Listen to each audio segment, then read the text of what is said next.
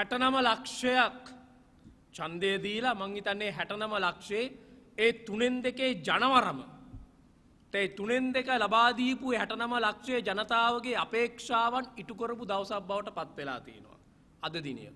ඒ ජනතාවගේ සිතුම් පැතුම් ඒ සෞභාග්‍ය උදා කරපු දිනයක් බවට පත් කරමින් ආණ්ඩුව කැබිනට් මණ්ඩලය බටහිර ජැටිය විකුණා දැමීම සඳහා අනුමැතිය ලබා දීලා තියෙනවා. හරියට මේක නිකන් අර කන්ද උඩ රට ගිවිසුම අත්සන් කළා වගේ ඓතිහාසික දවසක්. නැගෙනහිර දෙන්න එපායි කියලා මිනිස්සු පාරට බැස්සාම නැගෙනහිර ජැටිය දෙන්න එපායි කියලා පාරට බැස්සාම ආණ්ඩුව බටහිර ජැටිය දීලා තියෙනවා. හරියට නිකන් මේක අක්ක පෙන්නලා නංගි දුන්නා වගේ වැඩක්. දෙන්න එකම තමයි. දැන් මේ ආණ්ඩුව ආවේ ඔක්කොම දේවල් ගන්නවා කියලා. ආපු දවසේ ඉඳලා ගත්ත දෙයක් කියලාකෝ. දීපු එකමයි කලේ. එනේ කාට දෙනවා? චීනාවහම චීනට දෙනවා. ඉන්දියාවහම ඉන්දියාවට දෙනවා. ඉන්දියාව පොඩ්ඩක් රැව්වහම ඉන්දියාවට දෙනවා. චීනේ පොඩ්ඩක් රැව්වහම චීනෙට දෙනවා. දැන් මේක නිකන් හරියට අර ඉන්දු චීන ධාතු ක්‍රීඩාවේ ලංකාව නිකන් හරියට ඉන්දු චීන ධාතු ක්‍රීඩාවේ නිකන් ඉත්තෙක් බවට පත් වෙලා. හැම එකම ෆුට්බෝලේ බවට පත් කරගෙන. එහෙන් ඉන්දියාව ගහනවා මෙහෙන් චීන ගහනවා. මෙහෙන් චීන රවණකොට චීනට කොටසක් දෙනවා. මේක පුදුමාකාර දීමක් නෙමේක. දෙන්නම ආපු ආණ්ඩුවක්. මේ ආණ්ඩුව කිව්වේ ආපු ගමන් ඔක්කොම ගන්නවා දීපුවා ගන්නවායි කියලා කිව්වේ. නොදුන්නේවත් දෙනවා දැන්. නැගෙනහිරට මිනිස්සු පාරට බැස්සාම නැගෙනහිර දෙන්න එපයි කියලා.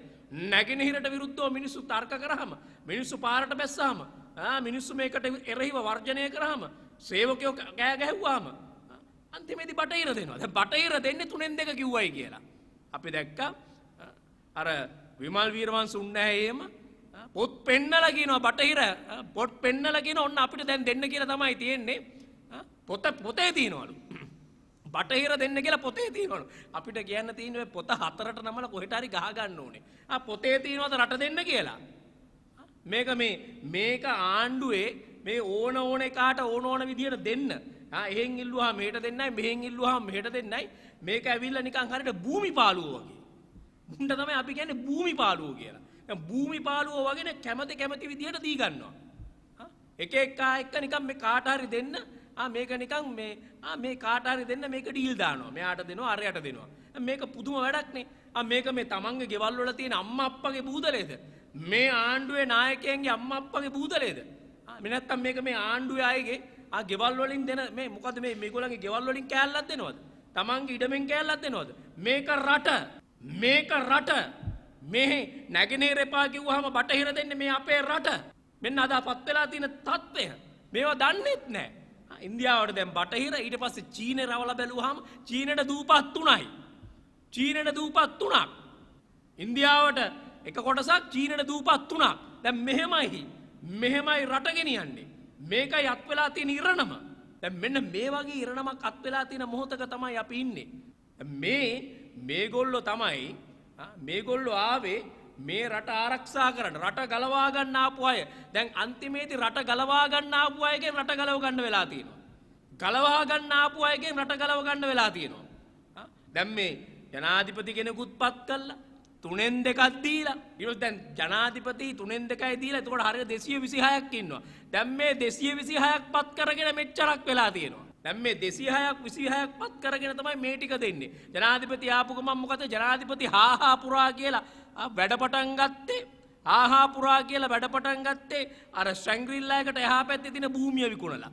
ඊට පස්සේ අපි දැක්ක මොකද්ද 2001 5 චක්‍රලේඛන වගේ අයින් කරලා මේ අපේ තිබෙන කැලෑ ටික එලි කරන්න කැලෑ ටික විකුණන්න ඕන කරන පාර කැපුවා. 3/2 අරගෙන කළේ ඒක. දැන් මට ඊට පස්සේ කිව්වා 3/2 මට දෙන්න මට බලයක් නැහැ. මට පාර්ලිමේන්තුවේ බලය දෙන්න මට එසේ මෙසේ බලයක් නෙමෙයි 3/2 දෙන්න ව්‍යවස්ථාව ප්‍රතිසංස්කරණය කරන කරගෙන 20ත් හදාගත්තා. 20ත් හදාගෙන සියලු බලය තමන්ගේ අතට ගත්තා. සියලු බලය තමන්ගේ අතට අරගත්තා. අරගෙන තමයි පටන් ගත්තේ කැලෑ ටික දෙන්න. 2001 5 චක්‍රලේඛන ටික වෙනස් කරලා මගේ වචනය තමයි චක්‍රලේඛනය කිව්වා. සර් කිව්ල එක මගේ වචනය කිව්වා. සර් කියන දේ තමයි සර් කිව්ල කිව්වා. එහෙමයි කරේ. දැන් මේවා කරගෙන තියෙන්නේ. ඊට පස්සේ මොකද්ද මේ රටේ ජනතාවට කිව්වේ නෑ අපිට ඕනේ කරන්නේ දේශපාලනේ එපා වෙලා තියෙන්නේ මේ රටේ. දේශපාලනේ තිත්ත වෙලා තියෙන්නේ. ඒ නිසා දේශපාලනඥයෝ හරියන්නේ අවශ්‍ය කරන්නේ තීරණ ගන්න පුළුවන් නිලධාරියෙක්, අවශ්‍ය කරන්නේ තාක්ෂණික වේදියෙක්, ටෙක්නොක්‍රැට් කෙනෙක් අවශ්‍ය කරන්නේ තීන්දුව තීරණ ගන්න පුළුවන් ශක්තිමත් පාලකයෙක් අපිට ඕනේ කරන්නේ. ඒ නිසා මිලිටරි ස්වරූපේ පාලනය ඕනේ කරන්න කියලා. දැන් මේකක් දුන්නා. දැන් මොකක්ද වෙලා තියෙන්නේ? දැන් අපිට පේනවා මිලිටරි ප්‍රභූන්, මිලිටරි නායකයෝ, ඒ හමුදාවේ හිටපු ජෙනරාල්ලා, අන්තිමේදී හිටපු ජෙනරාල්ලා අපි දැක්කනේ වරාය සභාපතිවරයා කියනවා රට දියුණු කරන්න නම් මේ තියෙන ඔක්කොම විකුණන්න ඕනේ. රට දියුණු කරන්න බැහැලු විකුණන්න නැතු. එයා එහෙම කියන්න ගත්තා. ඒ විදිහට තමයි මේ හමුදාවේ හිටපු විශ්‍රාමික ප්‍රධානී මේ රටේ මර්මස්ථානවලට ඇවිල්ලා ඒගොල්ලෝ මේක හසුරවන්න ගත්තට පස්සේ කිව්වේ. වෙන්නේ වගේ දේවල්. විකුණන එක තමයි වෙන්නේ දැන්. විකුණන් කන එක තමයි කරන්නේ. ඒතකොට එහෙම තමයි රට ගමන් කරලා තියෙන්නේ. මේ 225කුත් පත් කරලා 3න් 2කුත් දීලා ජනාධිපතිවරයෙකුත් පත් කරලා මෙන්න නැති වෙලා තියෙන තත්ත්වේ. දැන් එතනින් එහාට ගිහිල්ලා දැන් අපිට පේනවා දැන් කියනවා පළාත් සභාව. ඔන්න දැන් ජූනි වල පළාත් සභාව තියන්න ඕනෙලු. හත්තිලව්වේ ජනාධිපති කෙනෙකුත් පත් කරලා පාර්ලිමේන්තුවේ 3න් 2කුත් දීලා මෙහෙමනම් දැන් කැලෑ ටික ගැන කතා කරලා වැඩක් නැහැ නේ. දැන් කැලෑ ටික ගන්න දෙයක් නැහැ. සියලු දේවල් කැලෑ ටික විතරක් නෙමෙයි. කැලෑ ටික එලි කරගෙන කැලෑ ටිකේ ගස් කොළන් ටික කපා ගන්න විතරක් නෙමෙයි. අන්තිමේදී අක්‍රේට වැඩි උන්ට තුවක්කු දීලා දැන් කැලෑ ටික විතරක් නෙමෙයි. තුවක්කු ටික දීලා කියනවා මරාගෙනත් කාපන් කියලා. සත්තු ටිකත් මරාගෙන කන්න අවසර දෙන්න යනවා. ඔය කියන්නේ ඒකනේ. අන්තිමේදී තුවක්කු දෙන්නේ මොකටද? තුවක්කු ටික දීලා අන්තිමේදී කැලේ ඉන්න සත්තු ටිකත් මරාගෙන කන තැනට ගමන් කරලා තියෙන්නේ. දැන් මේ ඡන්ද දෙකක් තියලා ජනාධිපතිවරණයයි මහමැතිවරණයයි තියලා මෙවැනි තත්ත්වයක් තියෙන්නේ. දැන් පළාත් සභාව තියලා ඒ පළාත් සභාව නම් මේට තව 455ක් එකතු වුණාම මොන වගේ තත්ත්වයක් තියෙයිද? දැනුත් මෙහෙමනම් මේ ජනාධිපතිවරණයක් තියලා මහමැතිවරණයක් තියලා 3න් 2ක් අරගෙන මෙහෙමනම් මේ ටික නම් වෙන්නේ මේ සියලු දේවල් නැති වෙනවා නම් කැලෑ ටික නැති වෙනවා නම් ඉඩම් ටික නැති වෙනවා නම් මේ ටික නම් වෙලා තියෙන්නේ ඔය 455ක් තව ආවහම මේ 225 තව 455ක් පළාත් පාලන 9යි ටික එකතු වුණොත් මොකද වෙන්නේ? එකතු වුණොත් වෙන්නේ අන්තිමේදී දැන් කැලෑ ටිකක් නැහනේ. කපල කැලෑ ටික ඉතුරු වෙලත් නැහැ. අන්තිමේදී වෙන්නේ මොකද්ද? අපේ ගෙවල් වල තියෙන ගස් කොළන් ටිකත් මුං කපයි යනවා. කපන්න කැලෑවකුත් ඉතුරු වෙන්නේ නැහනේ. කපන්න කැලෑවක් ඉතුරු වෙලත් නැහැ. අන්තිමේදී මේ 455ත් මේකට ඇතුල් වුණාට පස්සේ අපේ ගෙවල් වල තියෙන ගස් කොළන් ටිකත් කපා ගන්නයි වෙන්නේ. උන් ගස් කොළන් ටිකත් අපේ කපාගෙන යනවා. එවැනි තත්වයකට මේ රට ගමන් කරමින් තිබෙන්නේ. එවැනි තත්වයකට තමයි රට ගමන් කරමින් තියෙන්නේ. දැන් මිනිස්සු කියන්නේ මේ ආයි පළාත් සභාවක් නෙමෙයි ඡන්දත් එපා තොපිත් එපයි කියලා. මිනිස්සුන්ට ආයි ඡන්දයක් වැඩක් නැහැ. ආයි තව ඡන්දයක් තව 455ක් පත් කරගෙන මේ කන පරිප්පුවට වඩා තව පරිප්පුවක් ගන්න ඕනේ නැහැ. මිනිස්සුන්ව ගලව ගන්න, මිනිස්සුන්ට සහන දෙන්න, මිනිස්සුන්ව මුදා ගන්න ආපු ආණ්ඩුව අන්තිමේදී මිනිස්සුන්ව පීඩාවට පත් කරලා තියෙන්නේ.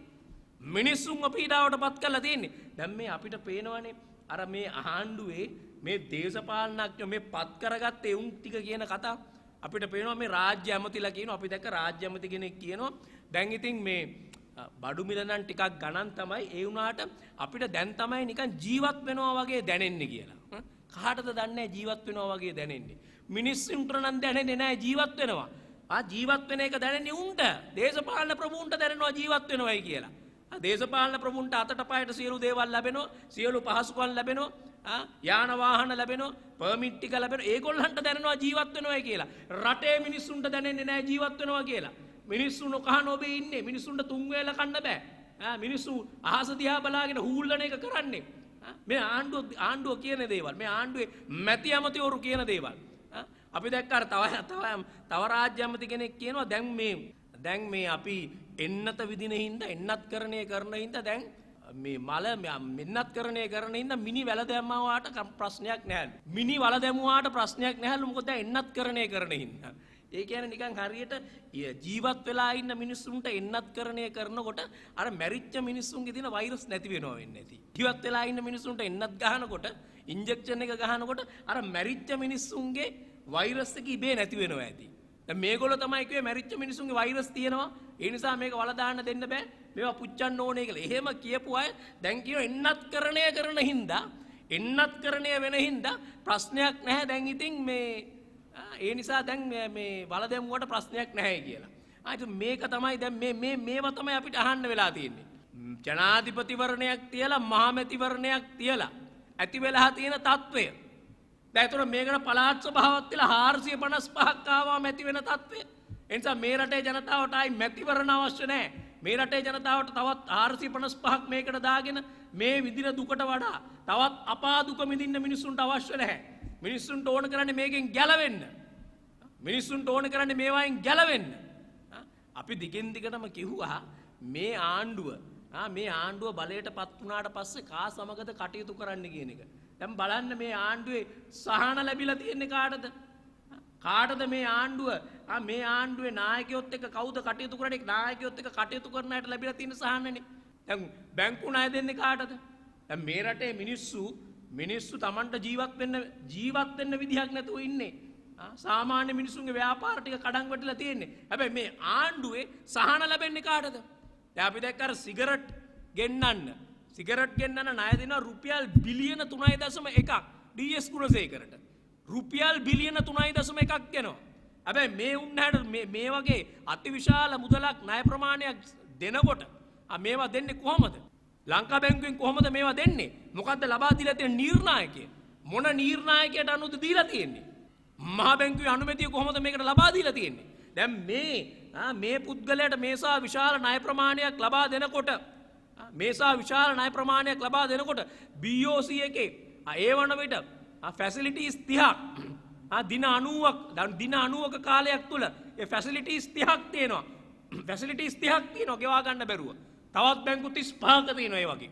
ඒ විදිය දැවැන්ත විදියට ඒ මුදල් ලබා දීමට නියමිතව තිබුණු මිනිස්සුන්ට විවිධ බැංකු වලට මුදල් ලබා දෙන්න තියෙන මිනිස්සුන්ට තමයි මේසා විශාල ණය ප්‍රමාණයක් ලබා දීලා තියෙන්නේ. බිලියන 3.1ක පමණ ණය ප්‍රමාණය මොනවටද දීලා තියෙන්නේ? මේ දීලා තියෙන්නේ මිනිස්සුන්ට කන්න බොන්න දෙන්නද? සිගරට් ගෙන්නන්න දීලා තියෙන්නේ. මෙන්න ඇති වෙලා තියෙන තත්ත්වේ. මේ අයට තමයි ණය දෙන්නේ. මේ අයට තමයි මේ විශාල ප්‍රමාණයේ ණය දෙන්නේ. අත දිගහැරලා ණය දෙන්නේ මේගොල්ලන්ට. මේ ණය දෙන්නේ මුදලාලිලට.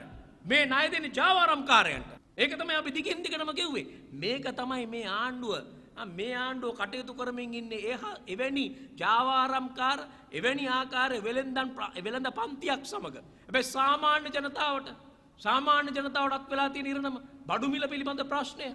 ඒ ජනතාවට වැදගත් වෙන ජනතාවගේ මර්මස්ථාන මේ සියල්ලක්ම අහිමි වෙමින් තිබෙන්නේ. ඉඩකඩම් ටික අහිමි වෙමින් තිබෙන්නේ, කැලෑ ටික අහිමි වෙමින් තිබෙන්නේ. එවැනි තත්ත්වයක් ඇති වෙලා තියෙන්නේ. ඒ නිසා තමයි දැන් ජනතාවට අවශ්‍ය වෙන්නේ ජනතාවට අවශ්‍ය වෙනවා අලුත් සදාචාර නායකත්වයක්. නව සදාචාර නායකත්වයක් අවශ්‍ය කරනවා. ආචාර ධාර්මික ප්‍රතිසංස්කරණයක් රටට අවශ්‍ය කරලා තියෙන මොහොතක් මේක. තවදුරටත් මේක විකුණන් කන්න බෑ.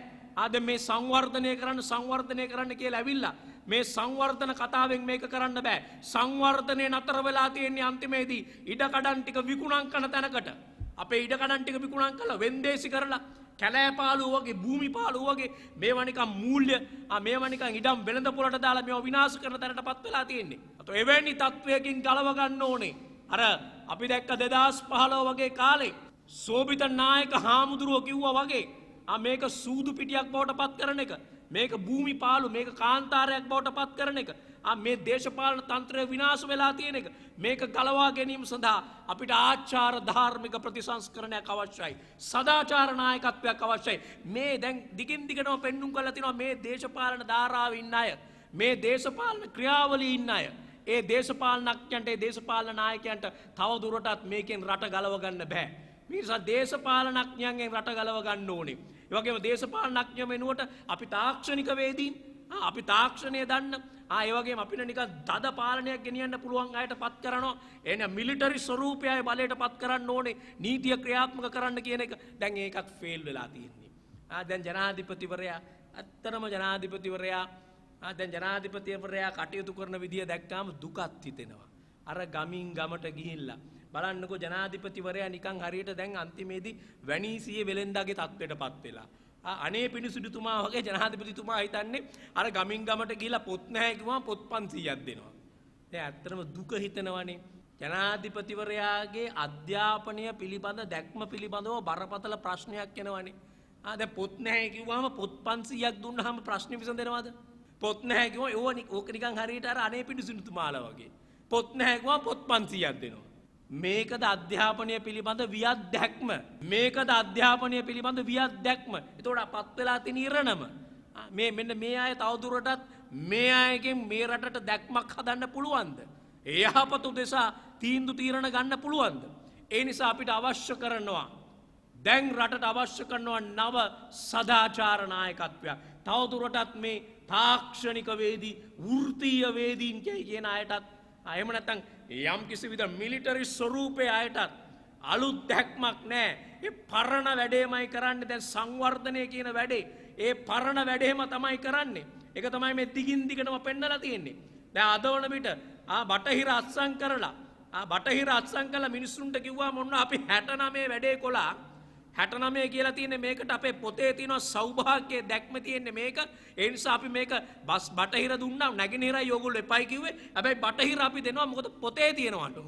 ඔන්න එවැනි තත්වයකටපත් වෙලා තියෙනවා. එවැනි තත්වයකටපත් වෙලා දැන් මොනවා හරි දීලා අපි ඒකනේ කියන්නේ දැන් මේක අන්තිමේදී ඉන්දු චීන ඉල්ලංකාව බවට පත් කළා. අර කිව්වනේ මේ රටේ නමත් වෙනස් කරන්න වෙනවා ඉස්සරහට කියලා. අන්තිමේදී ප්‍රජාතන්ත්‍රික සමාජවාදී කියන දෙකම අයින් කරලා අපි ශ්‍රී ලංකා ජනරජය කියලා දාන්න ඕනේ කියවනේ. දැන් මේකට ශ්‍රීයක් දාන්න නම් බෑ. ජනරජයක් කියන්නත් බෑ. මේ ජනරජයක වැඩ කරන්නේ නැහැ මෙහෙම. මිනිස්සු දන්නෙත් නැහැ. ජනතාව දන්නෙත් නැහැ දූපත් වෙනවා. ජනතාව දන්නෙත් නැහැ මේ කෑල්ල නැත්තම් ඒ කෑල්ල දෙනවයි කියනවා. ජනරජයක එහෙම කරන්න බෑ. ජනතා පරමාධිපත්‍යයක් තියෙනවා. නිකන් හරියට ටෙක්නො නැත්තම් එහෙම නැතුව නිකන් එහෙම නැතුව නිකන් අත්නෝමතික ස්වරූපයෙන් වැඩ කරන්න බෑ. අධිකාරීවාදී ස්වරූපයෙන් වැඩ කරන්න බෑ. ඔටෝක්‍රැටික් විදියට වැඩ කරන්න බෑ. ජනතාව වෙනුවෙන් ජනතා පරමාධිපත්‍යයක් කියන ජනතාවට ඇහුම්කන් දෙන්න ඕනේ. ජනතා විරෝධයක් එල්ල වුණාම ඒ ජනතා විරෝධය නැගෙනහිරට නම් එල්ල උනේ බටහිර දීලා හරියන්නේ නැහැ. මිනිස්සු කිව්වේ ඉඳගෙන තමන්ගේ භූමිය දෙන්න එපා. අපේ වරාය දෙන්න එපා කියලා. වරාය කියලා කියන්නේ එසේ මෙසේ දෙයක් නෙමෙයි. වරාය කියන්නේ නිකන් වෙළඳාම් කරන තැනක් විතරක් නෙමෙයි. වරාය කියලා කියන්නේ මේ රටේ දේශපාලනය. මේ රටේ දේශපාලනයේ තීරණාත්මක මර්මස්ථානයක්. ඒ නිසා තමයි වරාය නිසා මිනිස්සු ජීවිත පූජා කරලා තියෙනවා. වරාය නිසා අගමැතිවරුන්ට තමන්ගේ ජීවිත අහිමි වෙලා තියෙනවා. ඒ නිසා මේ කරන්නේ එවැනි බරපතල වරදක්. නැගෙනහිර දෙන්නේ නැහැ අපි බටහිර දෙනවයි කියන එක. නැගෙනහිර දෙන්නේ නැහැ බටහිර දෙනවයි කියන එක. ඒ නිසා මේ ආණ්ඩුව දෙන එකෙන් තොර දෙයක් නැහැ. අන්තිමේදී නිකන් දේශප්‍රේමය කියලා පපුවට ගහ කෑ ගහපු ආණ්ඩුව දේශප්‍රේමය නෙමෙයි. මේක නිකන් වෙන්දේසි ප්‍රේමයක් බවට පත් කරලා තියෙන්නේ. වෙන්දේසි ප්‍රේමයක් බවට පත් කරලා තියෙන්නේ. මේ දේශප්‍රේමීන් නෙමෙයි. මේගොල්ලෝ වෙන්දේසි ප්‍රේමීන්. මේගොල්ලෝ වෙන්දේසි ප්‍රේමීන්. ඒකට නිකන් ගේනවා මිනිස්සුගේ 3-2 පෙන්නනවා. 3-2 ඉස්සරහට දාන්නේ. දැන් මේ 3-2 දීලා තියෙන්නේ ලංකාවේ මිනිස්සුද ඉන්දියන් කාරයෝද චීනුද? අපි අහන්නේ මේ 3-2 දුන්නේ ලංකාවේ මිනිස්සු වෙන්න බෑනේ. ලංකාවේ සිහි කල්පනාවක් තියෙන මිනිස්සු ඉන්නවා නම් 3-2ක් දෙනවද රටේ මර්මස්ථාන ටික විකුණන්න. පහුගිය කාලේ මිනිස්සු කිව්වේ පහුගිය ආණ්ඩුව දීලා තියෙන ටිකක් ගනින්නයි කියලා. මිනිස්සු පෙළ ගැහුනේ එතනට. මිනිස්සු ඉල්ලුවේ ඒක. ශක්තිමත් පාලකයෙක් ගැන කියලා කිව්වේ. තීන්දුව තීරණ ගන්න පුළුවන් ඍජු පාලකයෙක් රටේ ලෝකයට බය නැති පාලකයෙක් ඕනේ. ලෝකයා ඉල්ලුවාම ලෝකයට ඕන විදියට හසුරවන්න බැරි පාලකයෙක් ඕනේ. ඒ නිසා කිසි දෙයක් විකුණන්න බෑ. විකුණපු ඒවත් ගන්න පාලකයෙක් අපිට ඕනේ කියලා කෑ ගැහුවේ. එතකොට මේ මිනිස්සුගේ අදහස, ඒ ජනතාවගේ අභිලාෂය උනේ ඒක. දැන් අන්තිමේදී ඇවිල්ලා කියන නෑ උඹලා අපිට 3-2 දීලා තිනවා බටහිර විකුණන්න. අපිට 3-2 දීලා තිනවා බටහිර විකුණන්න. පුදුම නිකන් මේක නිකන් හරියට මේ දේශපාලනඥ මේ ආණ්ඩුවේ උන්ට මොලේ මාන්තම හැදිලාද? මහා ලන්ත පූස් කතානේ කියන්නේ. පොත පෙන්නලා කියනවා විමල් වීරවංශුන් නැහැ. මේ හලෝ මේ ඔන්න අපි දැන් මේක විකුණනවා. මොකද තමුසලා මේ පොතේ මේක තියෙනවා අපිට අනුමැතිය දීලාලු තියෙන්නේ. ඒක 3-2 තියෙන ඉඳ ඕන එකක් කරන්න පුළුවන්. 3-2 තියෙන ඉඳ දැන් මේ ඔක්කොම ටික විකුණලා දාන්න පුළුවන්. දැන් 3-2 පෙන්න ඔක්කොම විකුණනවා. 3-2 පෙන්නනවා විකුණනවා. දැන් මේ කරන්නේ ඒක. ඒ නිසා තමයි අපි කියන්නේ මේ ඉදිරියට තවදුරටත් මෙවැනි දේශපාලන සංස්කෘතියකින් මෙවැනි දේශපාලනයකින් ඉදිරියට යන්න බෑ. මේ දේශපාලනයෙන් රට ගලවා ගැනීමේ අවශ්‍යතාවයක් තියෙනවා.